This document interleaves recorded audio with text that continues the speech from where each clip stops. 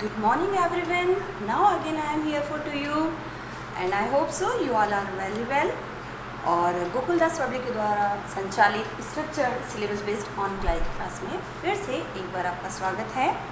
और सभी छात्र जैसे कि मुझे पता है अभी अभी त्यौहार मनाकर लौटे हुए हैं, थोड़ा सा पढ़ने में मन कम लग रहा होगा, लेकिन फिर भी बेटा हमें अपने शौक़ के साथ में, अपने बाकी कार्यों के साथ में अपनी पढ़ाई पर भी ध्यान देना है। तो हम लोग आज पुनः अपना हिंदी भाषा का जो कक्षा है वह आरंभ कर रहे हैं और उसमें भी आज हम वापस से अपना व्याकरण का जो पाठ है, अगला वाला पाठ 5 लिंग जो है उसे हम शुरू कर रहे हैं। इसके पहले हम लोगों ने अपने व्याकरण की पुस्तक में 4 पाठ पढ़े थे, जिसमें हमने भाषा, व्याकरण, वर्ण, शब्द, वाक्य और संज्ञा के बारे में पढ़ा था। आज हम लोग अपने नया वाला विषय लिंग के बारे में पढ़ेंगे। अब पहले हम आपको बता दें कि हमने आज ये वाला विषय क्यों चुना है। इस विषय को चुनने का एक तो कारण ये बेटा कि जब हम भाषा को आरंभ करते हैं, चाहे वो किसी भी भाषा हो, हिंदी हो, अंग्रेजी हो, तो उसकी शुरुआत जो होती है वो उसके व्याकरण से होती है। बिना व्याकरण के ज्ञान के हम किसी भी भाषा को ना तो अच्छे से बोल सकते हैं, ना तो समझ सकते हैं। तो उसके लिए हमें क्या होता है, उसके अलग अलग नियमों का ज्ञान होना आवश्यक होता है। जैसे हमने व्याकरण का जो पहला नियम था वर्ण विचार, उसके बारे में पढ़ा था। फिर दूसरा वाला जो हमारा विषय या व्याकरण का नियम था वह था शब्द विचार। उसके पश्चात हमने पढ़ा था वाक्य विचार के बारे में। यानी कि भाषा में सबसे पहले आपको वर्णों का ज्ञान होना चाहिए। आपने वर्ण बनाना सीख लिए थे, वर्ण कितने होते हैं, वर्णों की संख्या कितनी होती है, हिंदी भाषा में कौन कौन से वर्ण हैं, फिर वर्णों में स्वर व्यंजन कितने, ये हमने जाना था। उसके बाद हमने शब्द के बारे में पढ़ लिया था कि वर्णों को मिलाकर किस प्रकार शब्द बनते हैं, कौन से वास्तव में शब्द कहलाते हैं, या आवश्यक नहीं कि आपने जब भी 2 या 2 से अधिक वर्णों को मिलाया है तो वे शब्द ही कहलाएं, क्योंकि जब तक उनका कोई अर्थ नहीं होता वो शब्द नहीं होते हैं। फिर हमने अपने तीसरे अध्याय में जाना था कि वाक्य कैसा बनता है। शब्दों को जब आप मिलाते हैं या शब्दों का एक समूह जब आप बनाते हैं और उसका जब कोई निश्चित अर्थ होता है तो उसे हम लोग कहते हैं वाक्य। यानी मन के भावों को भाषा में प्रकट करने के लिए वर्ण से शब्द और शब्द से वाक्य का निर्माण सही होना चाहिए, अर्थपूर्ण होना चाहिए। फिर हमने पढ़ा था संज्ञा। जब भी हम अपने मन के भावों को प्रकट करते हैं तो वो एक वाक्य में होते हैं। अब वाक्य के अंदर आप अलग अलग तरह के शब्द प्रयोग करते हैं, है ना। कुछ शब्द आप अपने लिए प्रयोग करते हैं, दूसरों के लिए प्रयोग करते हैं, आप स्थान के लिए प्रयोग करते हैं, क्योंकि ये दुनिया बहुत बड़ी है। आप जितनी भी चीज़ों को, जितने भी लोगों को या स्थान को देखते हैं, उनसे जुड़े हुए भाव आपके मन में प्रकट होते हैं। उनको बताने के लिए आपको उतने ही ज़्यादा शब्दों की आवश्यकता पड़ती है अपनी भाषा में। अब सभी शब्द तो एक जैसे नहीं होते हैं। तब हमने संज्ञा में पढ़ा था कि किसी व्यक्ति, वस्तु, स्थान, भाव, प्राणी, दशा या स्थिति को हम शब्द या उस शब्द को संज्ञा कहते हैं। यानी कि आपके मन में उठने वाले किसी भी प्रकार के नाम को हम संज्ञा कह सकते हैं। फिर संज्ञा को भी हमने पढ़ा था कि वो भी 5 प्रकार की होती है। हर शब्द या हर नाम एक ही तरह का संज्ञा नहीं होता है ना। अगर आप उसे संज्ञा वाले शब्द में बांट रहे हैं तो उनके जैसे भी कैरेक्टर होते हैं, जैसा भी उनका स्वभाव है, जैसी उनकी प्रवृत्ति या व्यवहार है, उसके आधार पर उनको हमने अलग अलग संज्ञाओं में बांटा था। जैसे कोई सोना, चांदी है, दूध है, तो उसको हम व्यक्तिवाचक संज्ञा नहीं कह रहे थे, उसको हमने द्रव्यवाचक संज्ञा कहा था। फिर जब व्यक्तियों का कोई एक विशेष नाम होता है, जैसे आपकी कलम है या कोई विशेष शहर का नाम है, जैसे खरगोन है, किसी व्यक्ति का नाम है राम, तो वो स्पेशली विशेष तौर से उसी के लिए था, तो उसे हमने व्यक्तिवाचक कह दिया था। लेकिन जब आप अपने मन में उठने वाले किसी शब्द को किसी समूह के लिए प्रकट कर रहे थे या बोलना चाहते हैं तो उसे हम लोग कहते हैं समूहवाचक संज्ञा। तो अलग अलग विषय से मिलकर ही हमारी भाषा बनी है। भाषा के शुद्धिकरण के लिए उसका सही व्याकरण का ज्ञान होना आवश्यक था। अब हम उसी के अंतर्गत आज अपना यह वाला विषय आरंभ कर रहे हैं। लिंग की आवश्यकता हमें भाषा में क्यों होती है? बहुत सरल सी बात है बेटा। जिस तरह आप गलत संज्ञा वाले शब्द यानी कि गलत नाम का प्रयोग अपने वाक्य में नहीं कर सकते हैं, उसी प्रकार आप लिंग वाले शब्दों का भी प्रयोग अपनी भाषा में गलत जगह नहीं कर सकते हैं, है ना। आज हम पढ़ते हैं इसके बारे में। इसके लिए सभी बच्चे सबसे पहले अपना पेज नंबर 184 खोलेंगे और फिर हम इसकी रीडिंग और एक्सप्लेनेशन स्टार्ट करेंगे। देखिए बेटा, पहले तो आपकी पुस्तक में आपको कुछ चित्र दिए गए हैं, ध्यान दीजिए। एक चित्र दिया है जिसमें माताजी तथा पिताजी चिड़ियाघर गए हैं। दिखाई दे रहे हैं आपको? बहुत से लोग हैं, लेकिन एक बालक है जो अपने माता पिता के साथ चिड़ियाघर में गया हुआ है।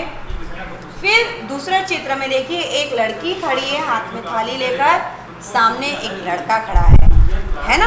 अर्थात बहन अपने भाई को टीका कर रही है, ठीक है। तीसरे चित्र में देखिए, एक वृद्ध पुरुष, एक वृद्ध महिला और एक बच्चा है ना। और उनके आसपास का सीन कैसा है? किसी बगीचे का है, अर्थात दादाजी और दादी जी बगीचे में हैं, है ना। तो इन तीनों चित्रों को देखकर आपको क्या अलग से महसूस होता है? या इन चित्रों को बताने के लिए जब आप कोई वाक्य बोलते हैं तो उस वाक्य में क्या अंतर आपको महसूस होता है?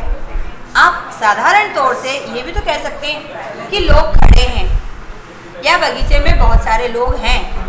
अगर आपको लिंग का ज्ञान नहीं है तो आप यही कहेंगे कि बगीचे में लोग खड़े। आपने सिर्फ संज्ञा वाला शब्द इस्तेमाल किया।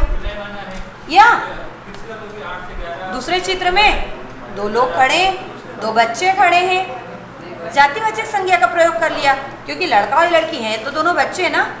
जब तक कि आपको ये नहीं पता हो कि इसे लड़का और इसे लड़की कहते हैं, है ना। ऐसे ही तीसरे चित्र में देखिए, यहाँ क्या दिख रहा है? मैम, एक आदमी खड़ा है, एक औरत खड़ी है, एक बच्चा खड़ा है। आप ये भी बोल सकते हैं। क्यों? क्योंकि अभी तक आपने सिर्फ संज्ञा को पढ़ा है और संज्ञा का प्रयोग सीखा है। लेकिन यहाँ पर क्या है? एक वृद्ध पुरुष है और यहाँ पर एक महिला है। और वृद्ध पुरुष अगर यहाँ बीच में बचा है, मतलब बहुत आसान सी बात है कि वो दादाजी की उम्र के हैं तो वो उसके दादाजी होंगे, और ये जो महिला है उन्हीं की उम्र की वो दादी जी हैं। लेकिन आपने इस पुरुष के लिए दादाजी और इस स्त्री के लिए दादी शब्द क्यों प्रयोग किया? आपको ये ज्ञान कहाँ से मिला? आपने हमेशा अपने आसपास ऐसा सुना है या इस उम्र के लोगों के लिए यही संबोधन प्रयोग करते देखा है? हाँ, शायद इसलिए।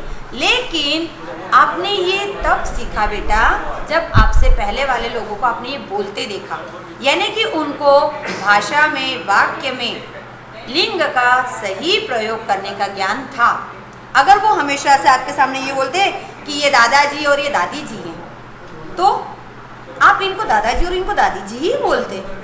लेकिन जब हमारी भाषा बनी बेटा, तो जिस प्रकार प्रकृति में दो भेद किए गए हैं, एक को पुरुष और एक को स्त्री में बांटा गया है, तो जब हमारी भाषा बनी तब उसमें शब्दों के भी जाति के हिसाब से दो वर्ग कर दिए गए, है ना। एक को पुरुष और एक को स्त्री बना दिया गया। आप कहेंगे मैम, शब्दों की भी कोई जाति होती है? हाँ, क्यों नहीं होती है? जब सारे मनुष्य धरती पर एक समान हैं, तब उसमें भी अगर पुरुष और स्त्री जाति में उन्हें बांट दिया गया तो बहुत आसान सी बात है, उनके लिए प्रयोग होने वाले शब्दों को भी तो उनकी जाति के अनुसार बांटना पड़ेगा ना, है कि नहीं। देखिए, एक स्त्री अगर मैं हूँ, सिंपल सी बात है, अगर अभी मैं अपने आप को स्त्री ना कहूँ, लेकिन अगर मैं अपने आप को सिर्फ एक व्यक्ति या मनुष्य कहूँ, तो मेरे पास भी दो हाथ हैं, दो पैर हैं, दो आंखें मैं भी प्रयोग करती हूँ, खाने के लिए मैं भी यही एक मुंह प्रयोग करती हूँ। उसकी अपेक्षा यदि मान लीजिए यहाँ पर वीर खड़ा होता है ना, आप सब लोग जानते हैं अपने फ्रेंड को, तो उसके पास भी तो 2 हाथ हैं, उसके पास भी 2 पैर हैं, वही 2 सुंदर सी आंखें हैं। तो फिर आप उसे लड़का और मुझे स्त्री क्यों कहते हैं? हम दोनों ही तो इंसान हैं ना। हाँ, हम इसलिए कहते हैं बेटा कि प्रकृति के जब उन्होंने हमें वर्गों में बांटा, हमें जाति के अनुसार विभाजित किया, तो हम अपने सारे शब्द जो भी अब बोलने में प्रयोग करते हैं वो भी तो हम इनके अनुसार ही प्रयोग करते हैं, है ना। टीचर आती है और सर आते हैं, या वीर जाता है और खुशी आती है। तो आप उनकी क्रियाएं, आने और जाने की क्रिया तो एक जैसी होगी ना सबके लिए, चाहे वो लड़का हो या लड़की हो। तो आप क्रिया कैसे बदल लेते हैं? बहुत सीधी सी बात है।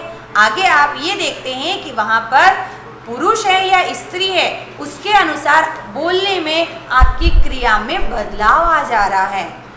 अर्थात भाषा में शब्दों को भी जाति के अनुसार बांटा गया है और उसी को हम लोग कहते हैं लिंग। क्या कहते हैं? लिंग कहते हैं। ऊपर दिए गए वाक्यों में भाई, पिताजी, दादाजी शब्द पुरुष जाति का और बहन, माताजी, दादी जी शब्द स्त्री जाति का बोध कराते हैं। ऐसे शब्दों को लिंग कहते हैं। यानी कि भाषा में हम पुनः वापस भाषा पे इसलिए आ रहे हैं क्योंकि हम हिंदी भाषा पढ़ रहे हैं, हिंदी भाषा का ज्ञान प्राप्त कर रहे हैं। तो भाषा में जो शब्द हमें ये बताएं कि वो भाषा में स्त्री वाले हैं या पुरुष वाले हैं, ऐसे शब्दों को हम लिंग कहते हैं।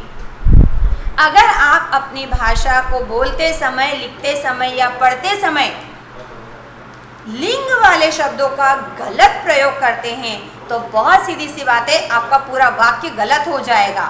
राम खाती है, आपने वर्ण सही प्रयोग किया, र में आ की मात्रा, म राम, लेकिन आपने क्या करा, क्रिया कौन सी लगा दी? स्त्री वाली, राम खाती है। वाक्य गलत हो गया। आपने पूरा सही लिखा कि राम, उसके बाद में क्रिया, उसके बाद में उसका अंत, लेकिन आपने क्या करा, वहाँ पर लिंग का सही प्रयोग नहीं किया।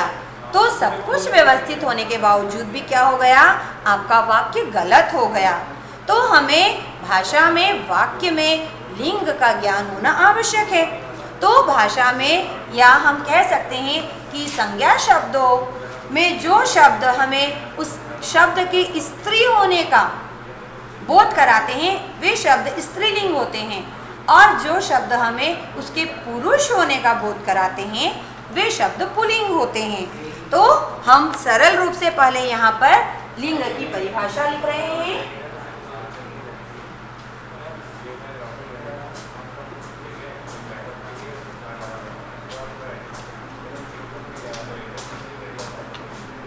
शब्द का जो रूप,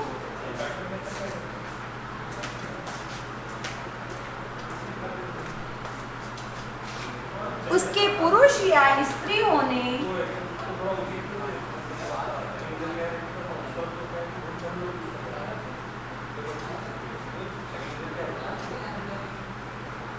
स्त्री होने का बोध कराए,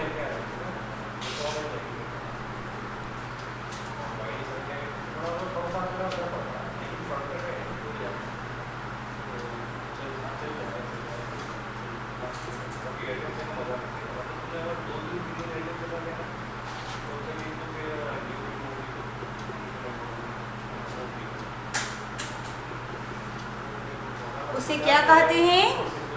उसे लिंग कहते हैं। उसे लिंग कहते हैं। ठीक है। अब देखिए बेटा, हिंदी भाषा में लिंग के 2 भेद होते हैं। ये लाइन उन्होंने क्यों लिखी कि हिंदी भाषा में लिंग के 2 भेद होते हैं, यानी कोई और ऐसी दूसरी भाषा है जिसमें कि लिंग के 2 भेद नहीं होते, 2 से अधिक भी भेद होते हैं। नॉर्मली आप लोग अंग्रेजी भाषा पढ़ते हैं, उसमें भी आपने जेंडर के 2 टाइप्स पढ़े हैं या 3 टाइप्स पढ़े हैं, आप लोग अच्छे से जानते होंगे। लेकिन उसी प्रकार हमारी हिंदी भाषा में लिंग के सिर्फ 2 भेद माने गए हैं। जैसे संस्कृत भाषा में 3 भेद माने गए हैं, किंतु उसका सरलीकरण करते हुए यहाँ पर हिंदी भाषा में सिर्फ 2 भेद माने गए हैं। है ना। पहला है आपका पुल्लिंग,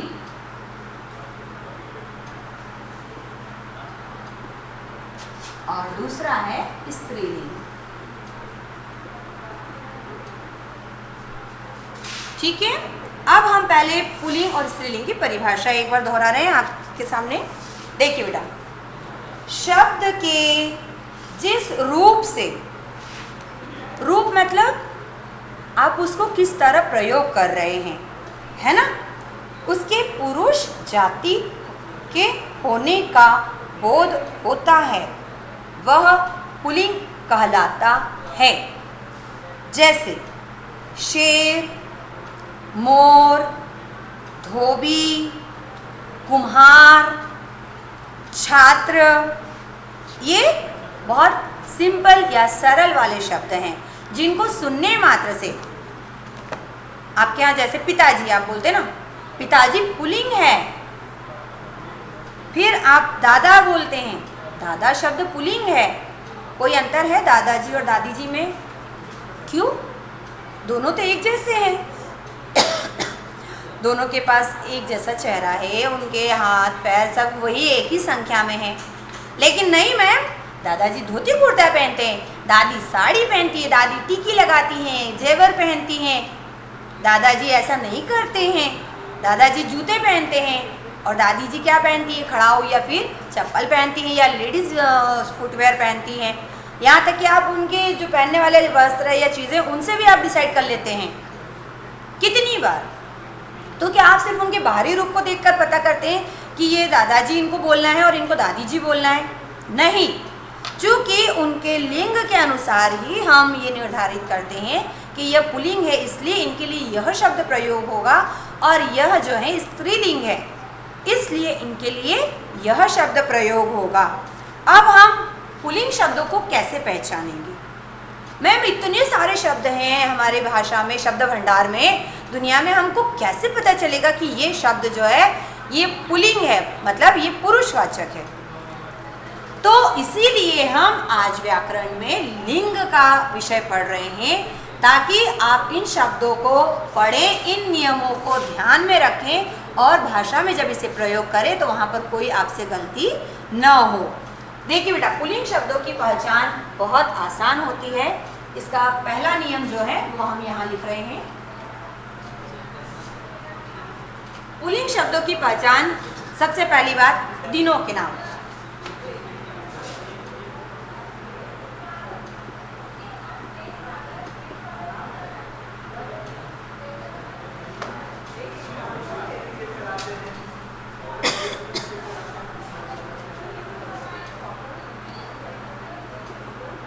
पुल्लिंग शब्दों की पहचान।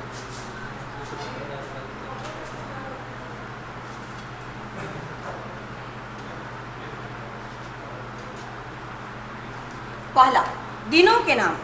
आप अपनी रोजमर्रा के जीवन में जब भी किसी दिन का नाम यानी कि डे का नाम प्रयोग करते हैं, जैसे सोमवार, मंगलवार, बुधवार, गुरुवार, शुक्रवार, शनिवार, ये सारे जो शब्द हैं ये कैसे होते हैं?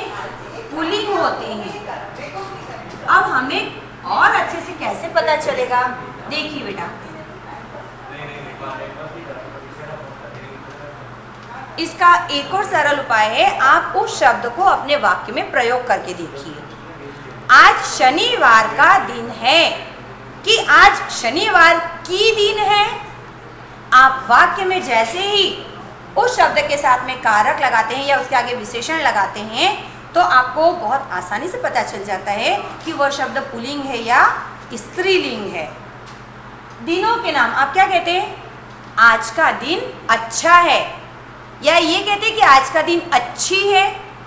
नहीं, आप हमेशा उसके साथ में अच्छा शब्द या अच्छा विशेषण लगाते हैं, है ना। सोमवार आता है या सोमवार आती है? बताओ, मंगलवार के बाद कौन सा दिन आता है? बुधवार आता है मैम। आपने ऐसा बोला क्या कि बुधवार आती है? नहीं, आपने क्रिया कौन सी लगाई? पुल्लिंग वाली, यानी कि यह शब्द या यह जो नाम है दिन का वो कैसा हो गया, पुल्लिंग वाला हो गया। दूसरा नियम है महीनों के नाम।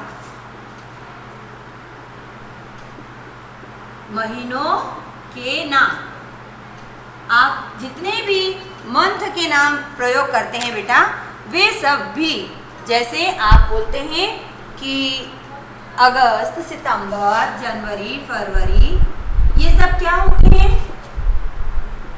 ये भी पुल्लिंग है। जनवरी के बाद कौन सा महीना आता है, फरवरी आता है। आपने क्या बोला, आता है, आती है नहीं बोला है, अर्थात क्रिया आपने पुल्लिंग की लगाई है तो उसके आगे का शब्द भी तो पुल्लिंग ही होगा ना बेटा। फिर है देशों के नाम। तीसरा, आप अपने शब्दों में जब भी किसी देश का नाम प्रयोग करते हैं तो आप उसके साथ में जो क्रिया भी लगाते हैं या विशेषण लगाते हैं, उसके द्वारा भी हमें पता चलता है कि वह पुल्लिंग है। अमेरिका शक्तिशाली देश है, या भारत देश अच्छा है ना, यह मेरा देश है, कि यह मेरी देश है, ऐसा बोलते हैं आप लोग क्या, नहीं, आप वहां पर मेरा बोलते हैं। यानी कई बार आप शब्द के साथ कौन सा सर्वनाम लगा रहे हैं, उससे भी हमें पता चलता है कि वह शब्द पुल्लिंग है या स्त्रीलिंग है बेटा। फिर उसके बाद में है चौथा नियम हमारा, पर्वतों के नाम। पर्वतों के नाम अर्थात कुछ ही एक ऐसे नाम है बेटा जो स्त्री वाले हैं, वरना अधिकतर पर्वतों के नाम हमेशा पुल्लिंग होते हैं। जैसे हिमालय खड़ा है कि हिमालय खड़ी है, कोई बोल सकता है कि हिमालय खड़ी है, नहीं, विंध्याचल खड़ा है, एवरेस्ट पर्वत खड़ा है, कभी भी आप उसके साथ खड़ी है क्रिया नहीं लगाते हैं, है ना। तो ये सारे शब्द किस लिंग में आते हैं, इसके लिए आपको एक तो वाक्यों का बार बार अभ्यास करना पड़ेगा। वाक्य का अभ्यास करने के साथ में आपको ये भी देखना पड़ेगा कि आप उसके साथ किस प्रकार की क्रिया लगाते हैं। कई बार सिर्फ शब्द को सुनकर हमें नहीं पता चलता कि मैम ये पुल्लिंग वाला शब्द है या स्त्रीलिंग, लेकिन जैसे आप उसको किसी वाक्य में प्रयोग करते हैं आपको तुरंत पता चल जाता है कि वह शब्द कौन से लिंग का है बेटा, है ना। तो पहले इन चारों नियमों को आप ध्यान से एक बार पढ़ लीजिए, फिर इसका अगला नियम हम आपको बताते हैं।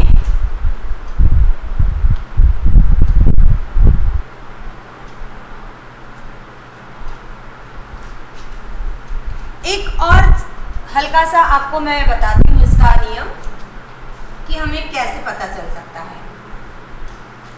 ध्यान दीजिएगा बेटा, पुल्लिंग शब्द पुरुष की तरह थोड़े से हार्ड होते हैं। हार्ड यानी कि थोड़े से कठोरता वाले होते हैं। जैसे आपका ये पर्वत है ना।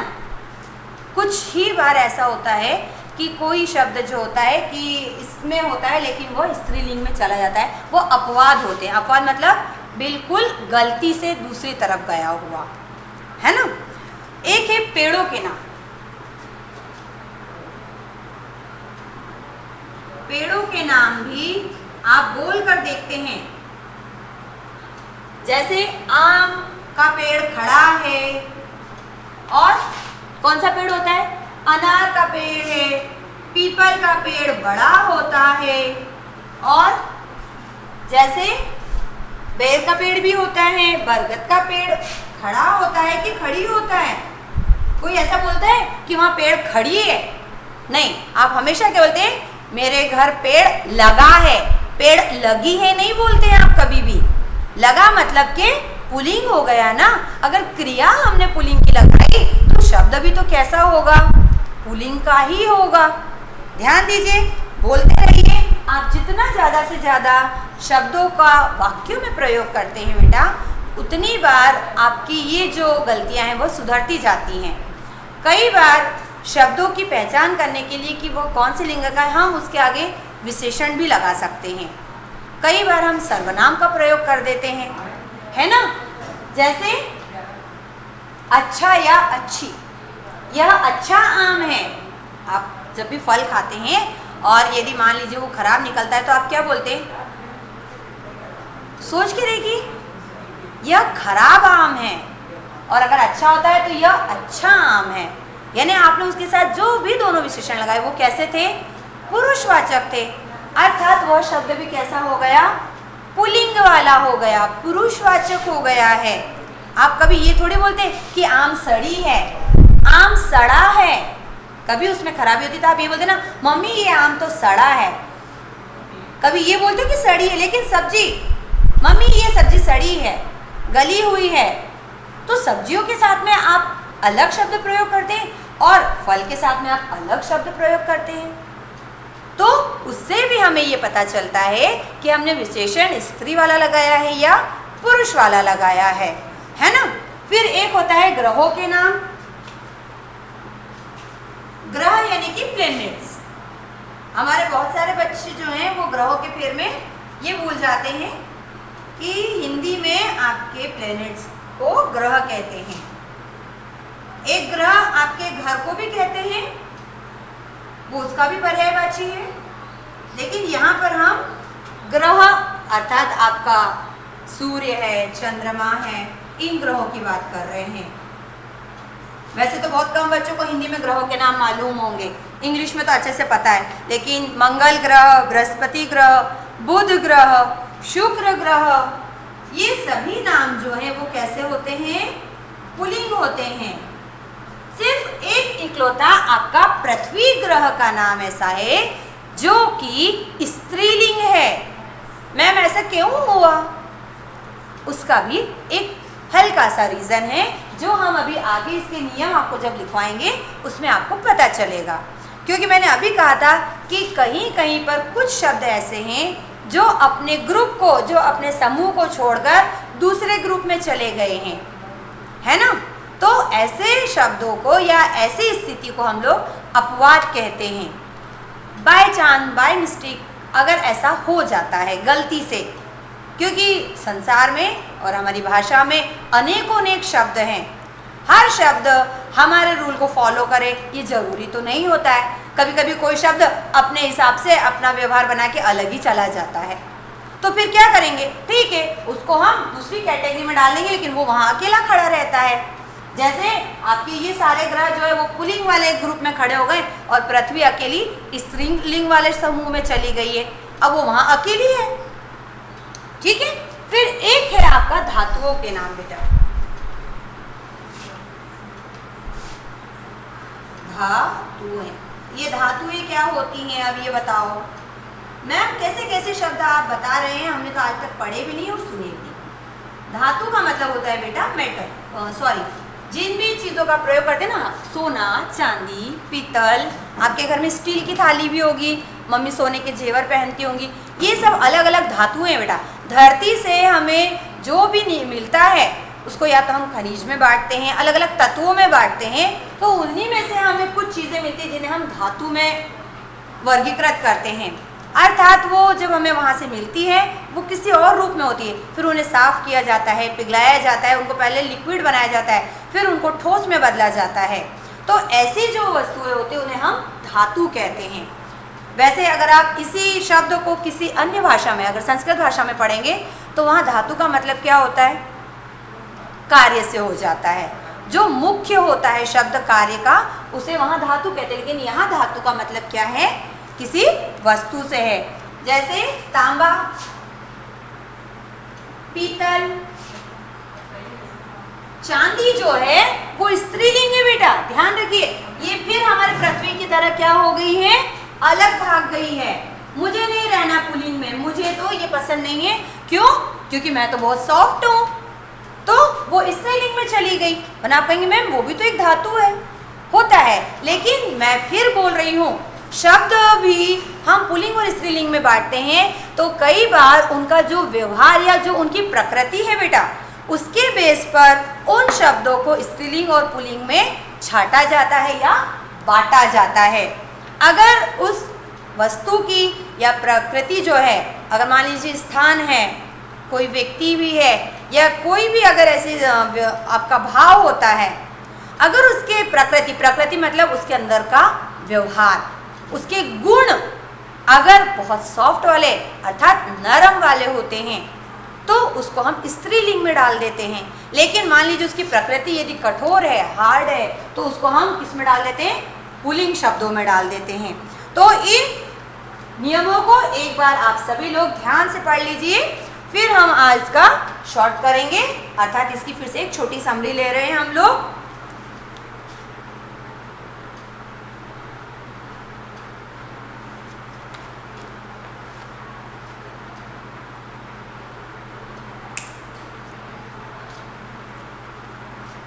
ओके, तो आज हम अपने लिंग वाले पार्ट को, इस विषय को सिर्फ पुल्लिंग शब्दों की पहचान पर खत्म कर रहे हैं, क्योंकि हम एक साथ यदि दोनों पढ़ेंगे तो थोड़े से कंफ्यूज हो जाएंगे, है ना।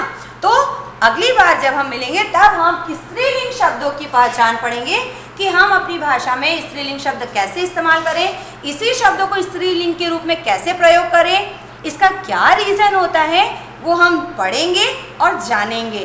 तो तब तक के लिए सभी बच्चे क्या करेंगे, हमने आज तक का अपना जो पार्ट यहाँ पर खत्म किया है, एक तो आप लिंग की परिभाषा और ये जो हमने पुल्लिंग शब्दों की पहचान के नियम आपको बताए हैं, इनको अच्छे से याद करेंगे, ठीक है। तो अगली कक्षा तक के लिए आप मुझे विदा कहिए और हम पुनः मिलेंगे। आप सभी का दिन मंगलमय हो और तब तक के लिए धन्यवाद।